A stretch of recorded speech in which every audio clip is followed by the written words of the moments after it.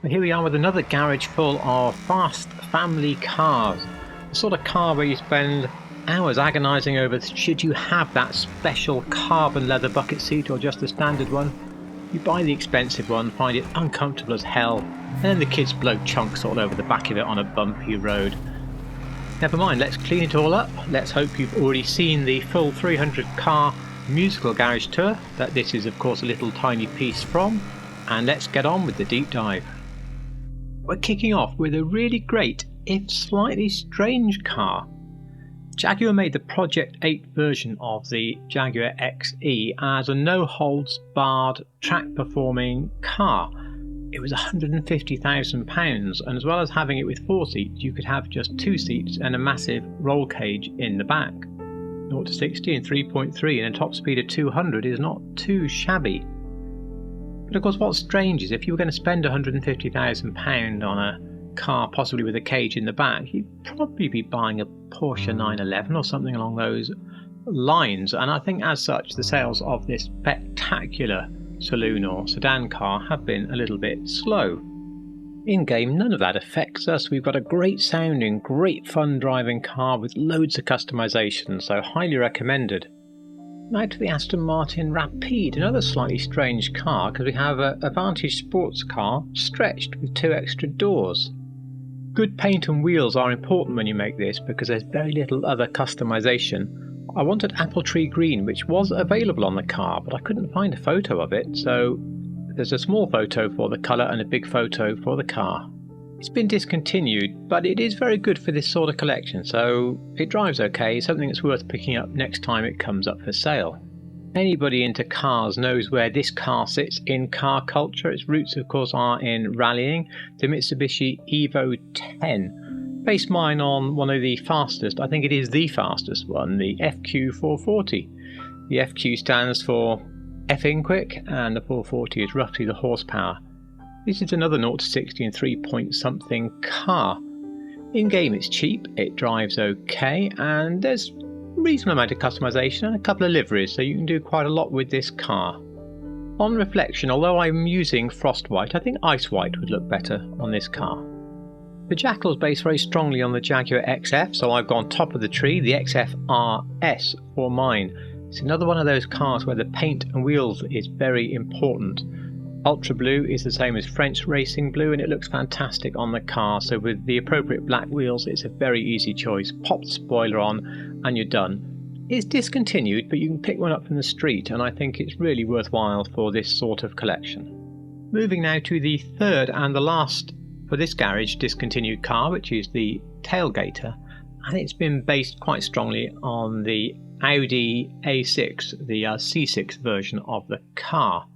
I didn't want to build mine just as an RS6, so I've gone for the T1000, the Stage 3 version by Dynamic Motor Technic, and that is a 900 horsepower car, pictured here in menacing all black. My struggle with this car is not the in-game customization, there's actually a reasonable amount available. It's that every year I have to try and find another version of the RS6 to build, and there really aren't that very many in the real world. The car is discontinued and I don't think you can steal it from the street, but it is very cheap, so probably worth picking up next time it comes round the block. If you're enjoying this so far, I would really appreciate a like. It would be very, very helpful for the channel. Moving on. You may remember when we did the deep dive of the EV garage, I lamented the fact I could no longer find you a photograph of the Fisker Coupe, which was made by Newport Convertible Engineering from the 4-door. And I said, sorry, the website's gone, perhaps they've gone bust. Well, the Rolls-Royce Ghost sedan is also made into a convertible by the same company. And then I found the website for that had gone, so I did some more searching and bingo, they've changed their name. They're now Mega EV Luxury, but they still exist and they still make this convertible car here and a huge number of other ones. I'll try to remember to leave you the link so you can look at all the things they make into convertibles. As you are cruelly denied that Fisker Coupe photo, I'll bring that up now and just show you it.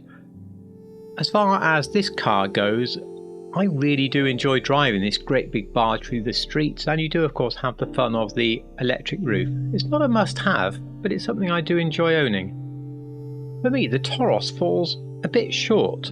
I mean, it is the fastest SUV in the game, so you probably own one anyway for that. But those round wheel arches, when compared with the very distinctive shape of the real one, really make a lot of the character of the vehicle disappear altogether, even though the bulk of the rest of it isn't too far off. So not a great looker. I'm also not a massive fan of driving the car. It really does feel its massive weight, and any crash you have just goes on forever. It also can understeer quite a bit.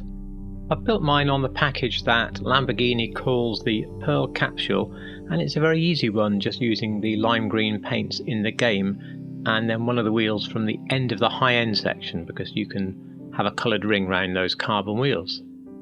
There are plenty of Rolls-Royce Cullinan black badges available, because the black badge is effectively a trim level, making everything a bit smarter. However, there's only one black badge Capella version of this car. I think it was made really as a demonstration of the sort of things they could do. It's a nice jolly colour compared with the dark colours of so many of them. It is star themed. Capella is a bright yellow star, and we have stars in the headlining and even two little seats on the tailgate for you to sit and view stars.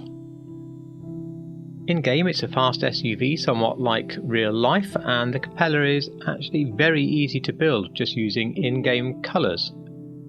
I have a review of all the Rolls-Royces in the game compared. This one and the early one feature in that, so I'll try to remember to link that one down below for you.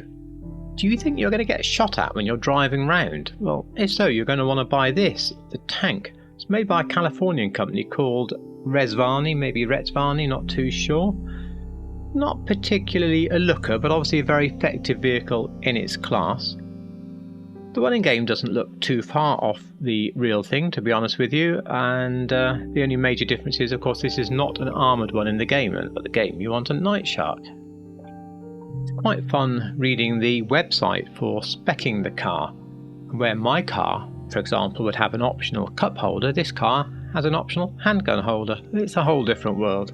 Anyway, there's not a lot you can do for the car really to alter its looks in a great way, so the colour is quite important. I did my best using, I think, GTAcolours.com to match this copper coloured one.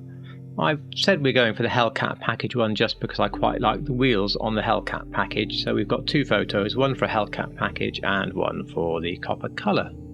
This was never a car that was on my radar, but I won it 2 or 3 years ago on the prize wheel, and to be honest, that is the only reason I have this car. Lastly, we have the Baller ST, based strongly on the Range Rover Sport SVR. Unfortunately, it seems to be based on a non-existent long wheelbase version, so we have to squint a little bit with the length of the vehicle. I went for Madagascar Orange. I made up my own hex for that. I think it's got pretty close and looks really good. It came with and without black bonnets. Well, I went with the black bonnet on this one. I just thought it looked rather nicer. It's the most expensive of the Range Rovers in the game, but I would say the nicest one as well. I've done a review and I will leave that link down below. In the pursuit of keeping these deep dives to a reasonable length, I have removed a lot of the review elements of the car. I'm just keeping the real world and the build elements. Let me know down below, what do you think of this new format? It certainly goes a little bit faster. Next week it's the turn of the Grand Tourers, the GT cars, so I hope I will see you for that. Most of my viewers are actually not subscribers to the channel, it turns out, so if that's you and you like real cars in GTA, then please do consider a subscription. It would be very much appreciated. I hope you enjoyed this video, and thank you so much for watching.